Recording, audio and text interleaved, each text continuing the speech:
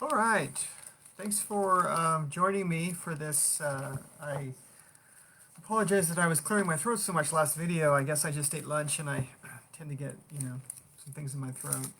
Um, anyway, this chapter is fairly exciting to me, although it's a relative excitement because I realize that Isaiah is difficult. Now, um, much of what we're studying has to do with, these chapters have been seen as kind of having to do with the typology of judgment and salvation, or the idea of pride is a major theme, or that Zion and Babylon are being contrasted in these chapters, all of which is true.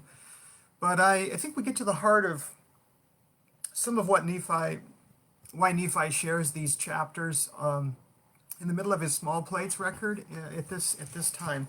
Now, there's been some hopeful moments in the writings of Isaiah, but much of it's about judgment. Much of it's about the judgments of God upon the people, upon the house of Israel, both the northern kingdom and the southern kingdom.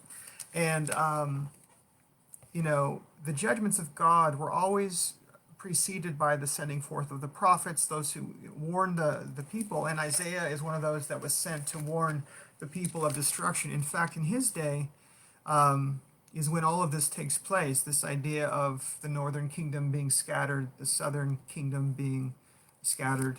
And the Jews are among all the nations, and Isaiah had prophesied of these things. Now, the southern kingdom Jerusalem wasn't destroyed until a century or so later than Isaiah, but he prophesies of all of these things and witnesses much of it having to do with at least the northern kingdom. But he is a prophet from Judah. Okay, that said, let's get into chapter 18 of 2nd Nephi, verse by verse here, and I hope to do it some justice, but again, I'm not an ancient historian. I'm just picking up on some of these things from a reading of it, and then the little study I have done of Isaiah through some commentaries and scholars that know more about this than I do.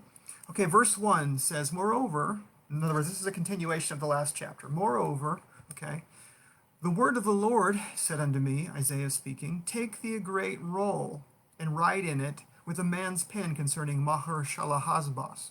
So again, this is the son whose name the footnote clarifies means destruction is imminent.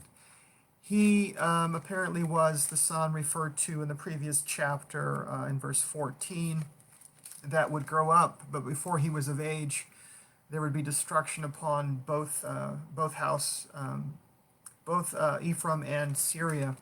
Now, what's interesting here in verses 1 and 2 of chapter 18 is that Isaiah is making a record, and he calls witnesses to consider or to be there present while he's making the record. So he says that he took a great, or he was to take a great roll, okay, and a pen, some kind of pen, and then in verse 2 says, and I took unto me faithful witnesses to make this record, Uriah, priest, okay, the Aaronic priest, or priest after the Aaronic order, and Zechariah, son of Jeberchiah, or Jeberkiah, okay.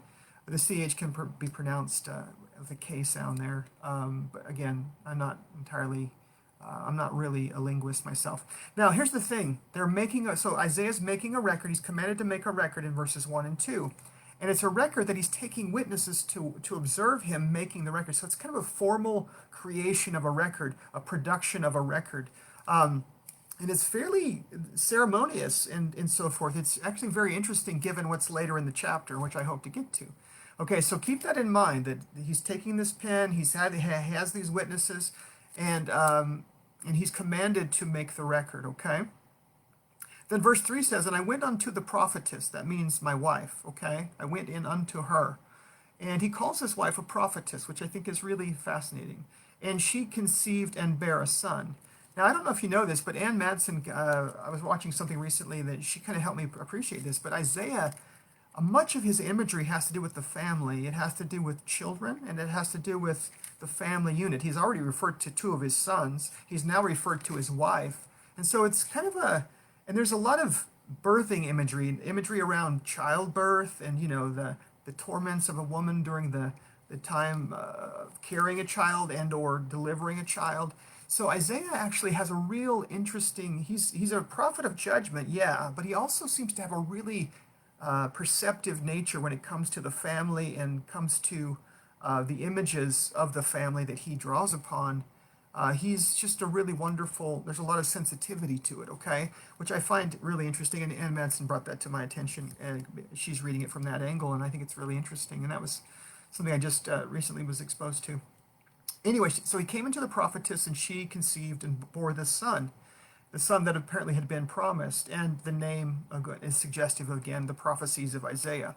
Okay, now verse 3 continues to say, Then said the Lord to me, Isaiah, call his name Maher-shalal-Hash-baz. So first of all, he's commanded to make a record, and then he's commanded to have a son and name him by a certain name, okay? Verse 4, For behold, the child shall not have knowledge to cry, my father or my mother. Okay, he'll be just a toddler, or just, learning speech, acquiring speech. Before the riches of Damascus and the spoil of Samaria shall be taken away before the king of Assyria. So Assyria's coming quickly, and even before the child's old enough to form, the words daddy and mommy in his mouth, Assyria will have, begun to do its work on on Ephraim and Samaria. Ephraim and Syria. Okay, verse 5, The Lord spake also unto me again, saying, this is a separate revelation apparently, For as much as this people refuseth the waters of Shiloh, or Shiloah, that go softly and rejoice in Rezin and Remaliah's son, okay? So they rejoice, the people apparently of Judah rejoiced in Rezin and Remaliah's son Pekah, okay? And not in the waters of Shiloah. Again, that is a symbol for apparently the Messiah, for Christ, for God, okay, for who we would think of as Jehovah. So the waters of Shiloah are good. They go softly, and they're pleasant, and they're beautiful, and the sound of them is soothing, and it's just a wonderful image of Jehovah, Christ, and the God of Israel. Now it's contrasted though with the image now in verse 7, because Assyria was going to come against the northern kingdom, yes, but also push into the southern kingdom and come up to the neck of Judah and nearly extinguish or annihilate Judah. Fortunately, they were preserved for a little bit longer, which allowed for the coming forth of the generation that had to do with Lehi and Jeremiah and Ezekiel and others that are coming later. But anyway, so they refuse the waters of Shiloah and go softly and rejoice in the northern kingdom and in the two countries to the north. Verse 7, Now therefore, behold, the Lord bringeth upon them, okay, Judah, the people of Judah, the waters of the river, strong and many, even the king of Assyria and all his glory, and he shall come up over all his channels and go over all his banks. So, in contrast to the waters of Shiloah that go softly, like a little stream, a beautiful stream, just soothing and calming to hear. Instead, verse 7, instead of that, they're going to have the flood waters of the Assyrian armies come into Judah and destroy much of Judah. And it says here, that verse 8, And he shall pass through Judah. In other words, the Assyrian king and his armies will pass through Judah. He shall overflow and go over. He shall reach even to the neck, to the walls of Jerusalem. And the stretching out of his wings, the wings of the Assyrian bird, shall fill the breadth of thy land, O Emmanuel. In other words, O Israel. Okay?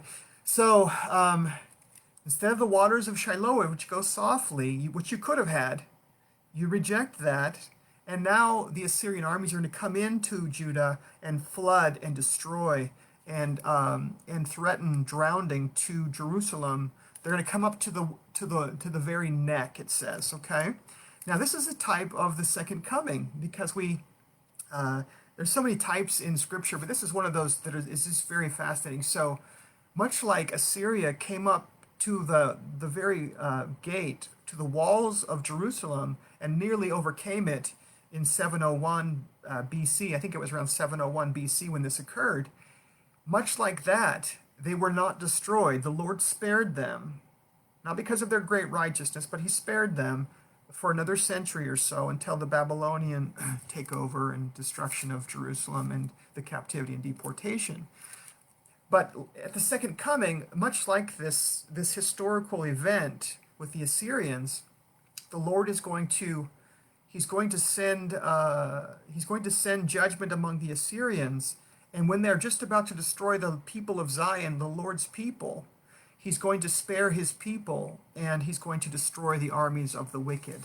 And that is a type of what is going to occur apparently at the second coming of the Lord Jesus Christ, which has to do with you and me. We may not see much relevance in these ancient stories, but guess what? If that's a type of things to come, then it means we need to apply the principles of the chapters that we've been reading. This idea of trusting in the Lord, hearkening to his prophets, his apostles, and again, but the escape is narrow. Okay, the escape here is narrow. And remember, not too much earlier, in chapter 14 of 2 Nephi, in verse 2, we learned that before the millennial day, it says, "In that day shall the branch of the Lord be beautiful and glorious, the fruit of the earth excellent and comely to them that are escaped of Israel." Okay, so there's going to be some judgments and some great destruction happening just at the coming of the Lord. And it says here, some of Israel will escape. Okay, in a very similar way, some of the inhabitants of Jerusalem who could have easily been destroyed, they apparently were spared. Okay, they narrowly escaped. And that's what's discussed in verses 6, 7, and 8 of chapter 18. Now, remember the previous chapter was about, hey, don't associate yourself with other nations, Judah. And so verse 9, the message is, "Associate yourselves, O ye people of Judah, and ye shall be broken in pieces." Okay, so if you make alliance with these other countries, you will be broken in pieces. And then we get this particular idea, "And give ear, all ye of far countries," okay, all you that are not of Judah, that are of other countries, "Gird yourselves with your armies, and ye shall be broken in pieces." Any armies that come against Judah, you will eventually be broken in pieces. "Gird yourselves with your military attire, and ye shall also be broken in pieces." So if Judah forms alliances, she will be broken in pieces. And any of her enemies that gird themselves for war, they also are not going to last long. They're going to maybe serve the purposes of the Lord temporarily, but they're also going to be broken in pieces. Now, verse 10 of chapter 18 says, "Take counsel together, and it'll come to naught." In other words, you can't, I will fight the battles of my people. "Speak the word, and it shall not stand, for God will be with his people," okay, with Israel. And Emmanuel, by the way, is God with us. And so the idea of Emmanuel in verse 8 seems to be repeated when he says God is going to be with Israel, okay, in verse 10. "For the Lord spake thus to me with a strong hand, and instructed me that I should not walk in the way of this people, saying, Say ye not a confederacy to all to whom this people shall say a confederacy," okay? "Neither fear ye their fear, nor be afraid." So Judah is not to fear and not to form alliances and be confederate with other countries. 13, "Instead, what should Judah do, and the inhabitants of Jerusalem? How can she be spared? Sanctify the Lord of hosts himself," okay? "Let him be your fear. Let him be your dread." Okay, don't fear the arm of the flesh or the nations of men. Fear the Lord. Sanctify his holy name, and let him be your fear. Let him be your dread. And then you will abide the day, and you will be spared, okay? So don't say a confederacy to all to whom they say a confederacy, but lift up the Lord and sanctify his holy name.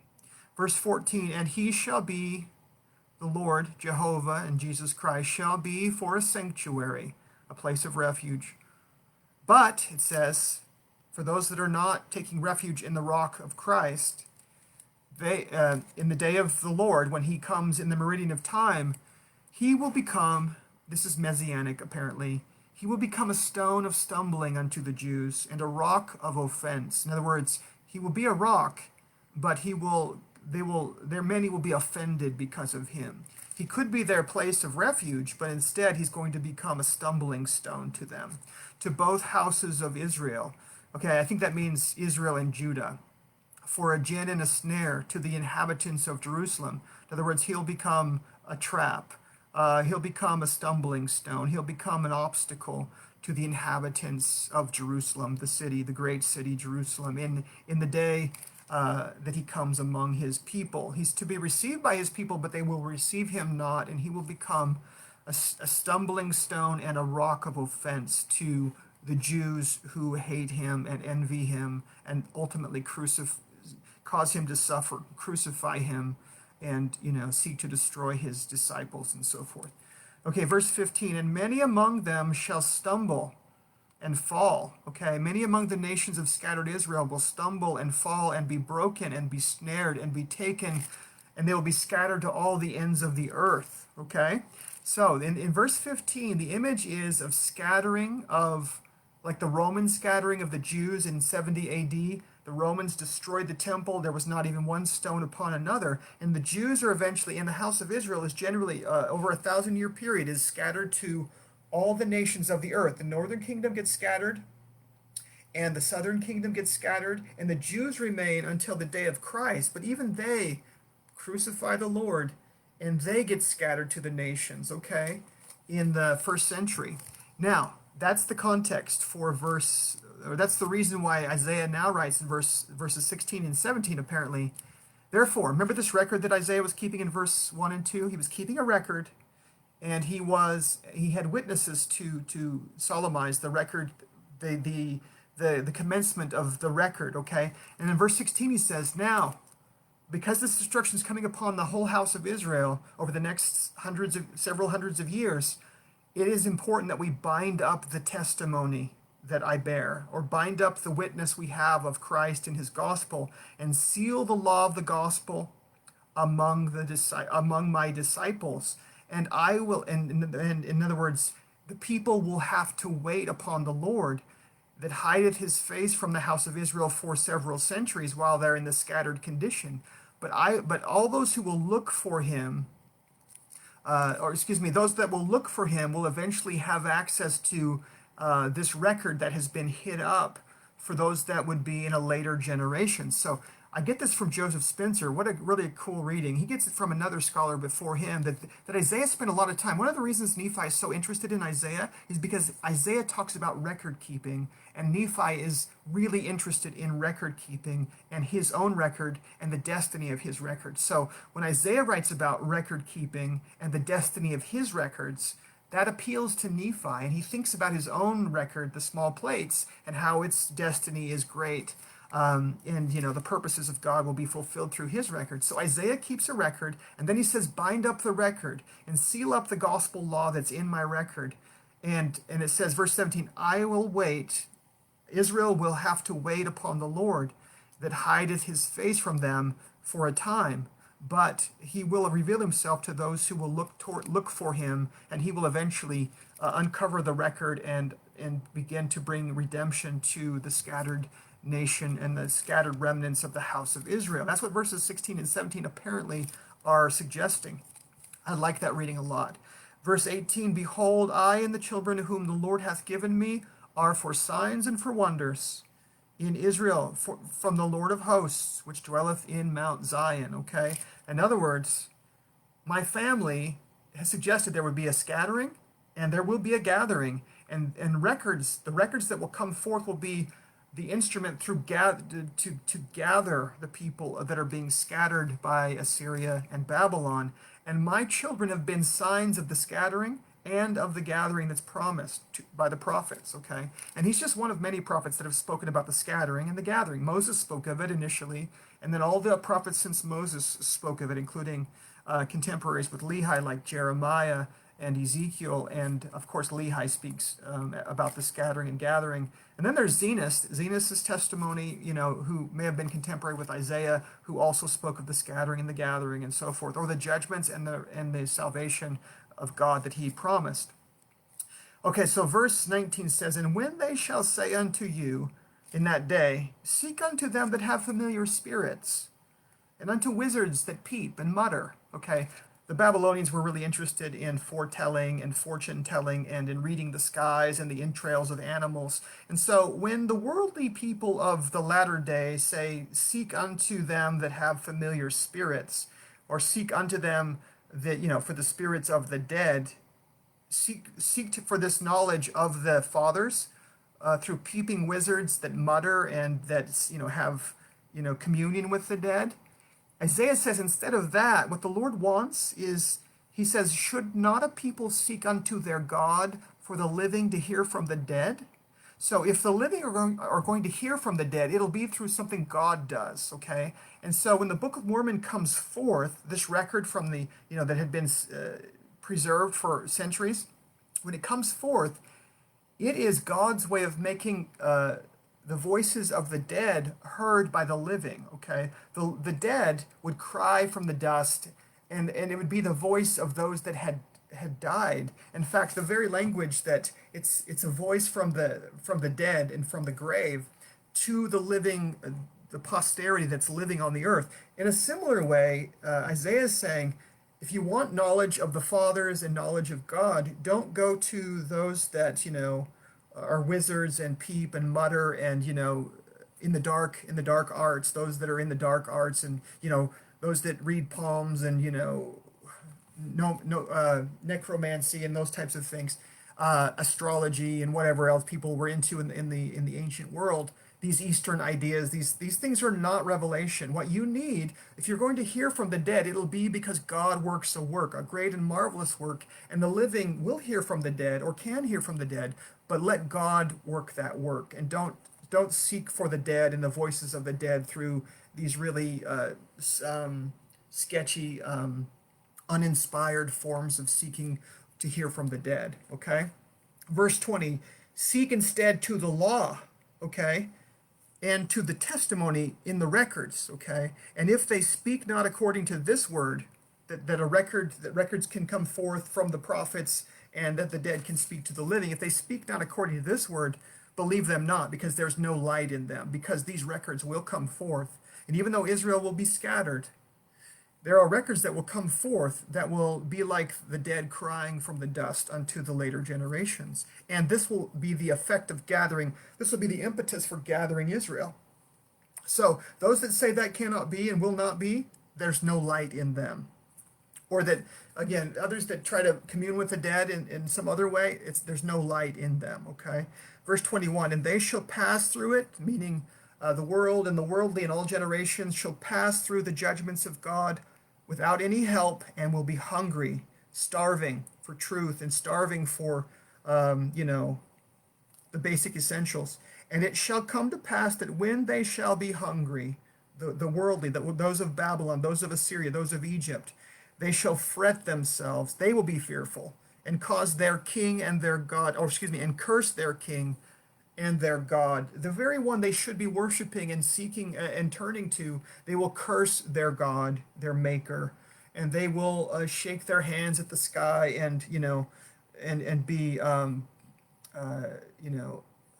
furious at the Lord who is their maker, because again they don't turn to him. He could help them, but instead they're going to walk their own path, and again they're going to have no help and be hungry and be destroyed and be scattered among the nations, and the armies of Israel will also be broken in pieces. Verse 22, and the wicked shall look unto the earth, and behold trouble, just trouble, and darkness, dimness of anguish, and shall be driven to further darkness. Okay, so the fate and the consequences, the natural consequences that come to the wicked who fight against Israel, and of course Israel, if she strays from the covenant, is simply darkness and greater darkness, hunger and desolation. And she will sit upon the ground, and the image is just really stark and really devastating. The thing is, the Lord has prepared, though, through the prophet Isaiah and others, the Lord is preparing to bring forth a record or records at a later point that will tend to and have the ability to gather Israel to the truth of God, okay? And he will have a restoration, and they will be able to gather again, and of course This is all preliminary to the whole earth becoming the mountain of the Lord, and it will be a place of peace and rest. But these judgments are pretty severe, and Isaiah speaks of them at great length, that Israel is going to suffer these judgments and be scattered, and her enemies will also be broken in pieces, even though they, for a time, seem to be in control. They're also going to have an end. The Assyrian nation had an end. Babylon's power had an end, and all the other great nations have had an end, including the Roman nation, right? And the Arab nation. So our nation and the nations on the earth today will have a full end. Jeremiah says they will have a full end at the coming of the Lord, and he will come to reign. He will set up and establish his kingdom, and he will govern. He will have the government upon his shoulder, and again, the nations will have an end. And again, they have an end anyway. They tend to end in, they tend to dwindle in unbelief and or depart from the Lord and eventually destroy, self-destruct and destroy themselves, because they begin to lose the light of the Lord, and they begin to, change the laws and, alter things in such a way that it leads to the dividing up of the nation, and ultimately that becomes vulnerable to other enemies that are greater and that have more power than them. And so one generation passes away, the judgments come upon one nation and they come upon another, and that's been the history of the earth from the beginning.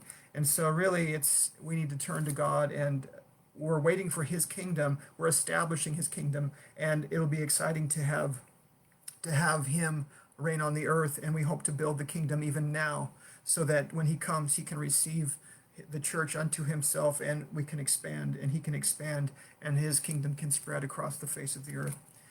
Anyway, good stuff. Isaiah's words are great. They just have to be kind of parsed out, and I hope that was useful to you.